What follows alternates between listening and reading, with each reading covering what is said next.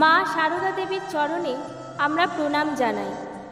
তার মুখের কিছু অমৃত বাণী আজ শুনে নেব, যা আমাদের মনকে আনন্দে ভরিয়ে তোলে এবং শান্ত করে। ভারী সাবধানে চলতে হয়, প্রত্যেক কর্মের ফল ফলে। কাউকে কষ্ট দেওয়া, কটু বলা ভালো নয়। জগৎকে নিজের করে নিতে শেখো, কেউ পর না, জগৎ তোমার। তুমি যখন খুব কঠিন পরিস্থিতির মধ্যে দিয়ে যাচ্ছ, তখন থেমো না, চলতে থাকো, ভালো সময় তোমারও আসবে।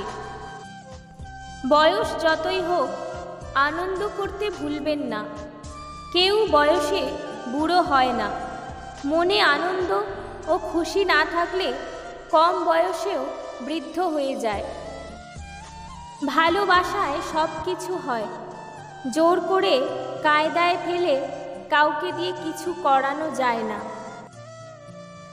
তোমরা নিরাশ হয়েও না, নিরাশ হবার মতন কিছু নেই। সব কর্মেরই ফল ভালো ফলে। খুব ভক্তি সহকারে তার নাম করলেই ফল পাবেই, শান্তিও পাবেই।